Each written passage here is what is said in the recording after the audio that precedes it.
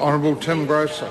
Mr Speaker, this budget has to be considered, I think, not in a vacuum, but in the context of the three budgets that Mr English has presented. And to understand where I think we're trying to steer New Zealand, I think we have to have a pretty close appreciation of exactly what the fiscal and structural problems the budget is intended to fix are. So it's worth just a few minutes rehearsing the context of this budget to understand where I think we want to go as a country. And the context of this budget is the narrative is now becoming, I think, a little clearer. By 2004, the froth of the early conditions of the previous government had been knocked off, and the traded sector, that is, roughly speaking, the competitive part of the sector, the thing that creates wealth rather than spends wealth on our behalf, was already in recession, Mr Speaker. Not a single job had been added in the last 5 years. We also had a situation where there was massive ballooning of private sector debt from around about $80–90 billion in 2000 to about $160–170 billion in early 2009. We had inflation at 5.1%. People have forgotten that. 5.1% at the end of 2008. We had a massive blowout of core government spending. From memory, something like $32 billion in 2000, gone up to about $60 billion in 2008, and there had been a 50% growth just in the last 5 years. The economy had grown by less than 1% in each of the previous 3 years prior to our becoming the government, compared with Australia growing at over 3%. And actually, as we now know, New Zealand achieved the remarkable feat of entering into recession, the only developed country to be in recession, before the global financial crisis was triggered by the collapse of the Lehman Brothers. Now, those are the problems, not just this budget of 2011, but the previous two budgets taken in conjunction, taken as a suite, are designed to fix. Now, I have to say thank heavens for the election, because if New Zealand had continued on that trajectory, I know exactly where we would be today. We would be in an IMF recovery ward, along with other countries that have got comparable debt to GDP ratios. So we proved quite conclusively, as the Prime Minister put it, that we have proven how we can spend like a first world nation. Now is the time to prove that we can earn like a first world nation.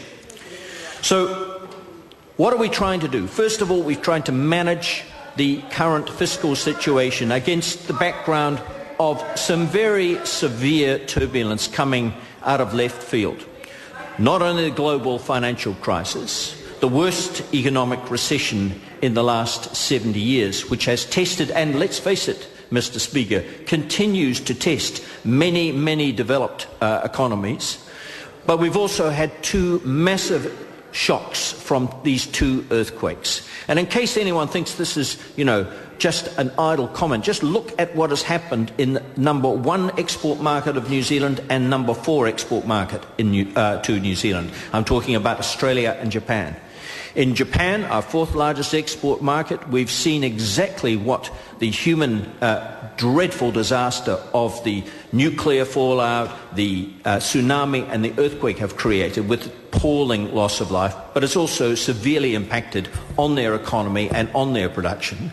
And in case anyone wasn't noticing, the tornadoes and floods in Australia, while, thank goodness, did not lead to large loss of life, have just resulted in the worst quarterly GDP outcome for Australia in 20 years.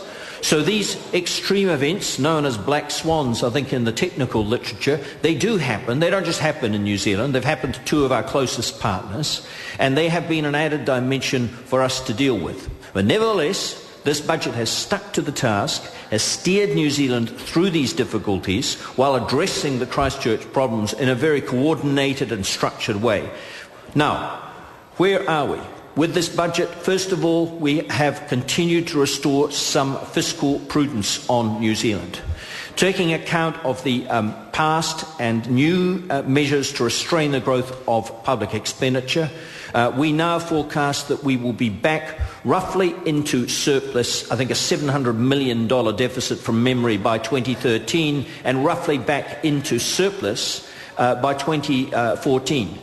This will allow us to start repaying debt, Mr. Speaker, something which many developed countries with very high debt to GDP ratios may not be so favourably placed. And it will be a remarkable testimony, in my opinion, to Mr. English and his senior colleagues that we have gone through this most difficult situation with some reasonable prospects in sight.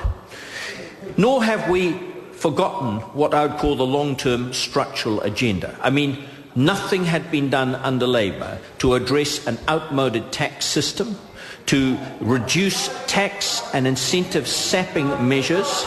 We have had the most important tax reform in 20 years.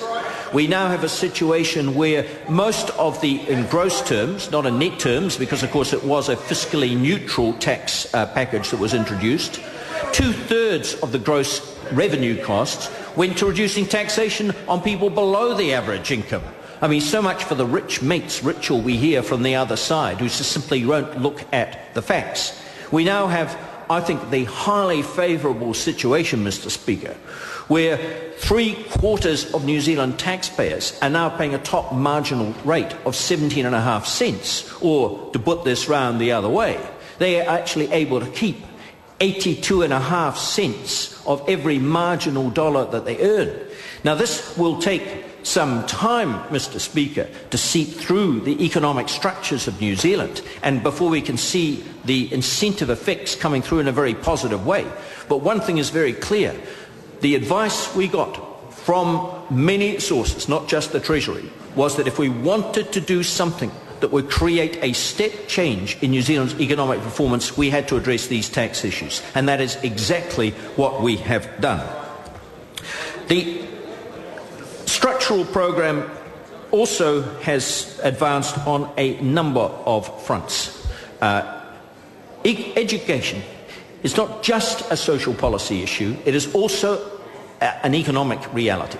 Now, I think there's a wide understanding in New Zealand that at the upper level of New Zealand educational achievement, there is nothing wrong at all with our education system. In fact, it's a world-class education system. But people at the bottom of the heap have been underperforming, and we know what those statistics tell us. So while we started a program of addressing some of these structural deficiencies at the tail end of the New Zealand education system, through such elementary steps as introducing standards by which their parents could make some judgment about whether their children are making some progress or not, we're also advanced across a number of areas. And as for the suggestion this might have been a, quote, slash and burn budget, I mean, Mr. Speaker, total education spending will, I think, reach $12.2 billion this year, which is an all-time high. We are a moderate government doing sensible things in a moderate way, and I think we have a lot of support for New Zealand for that approach. I'd also like to focus on infrastructure. I recall the Prime Minister also making a point a couple of years ago when he said that New Zealand is, in a sense, a country like a small company with outstanding assets that is underinvested in its own future. And we've had to ramp up structural investment in our infrastructure. The state will inevitably play a large role in that. We have no ideological problem with that whatsoever. So the state has invested very significant money in what everyone calls, I think completely correctly, the superhighways of the 21st century, and this budget rolled out another $900+ million to complete the next cycle of that investment. And I have no doubt I have the privilege of going around export companies in New Zealand, company after company always comes to me and says what a boon this will be to them.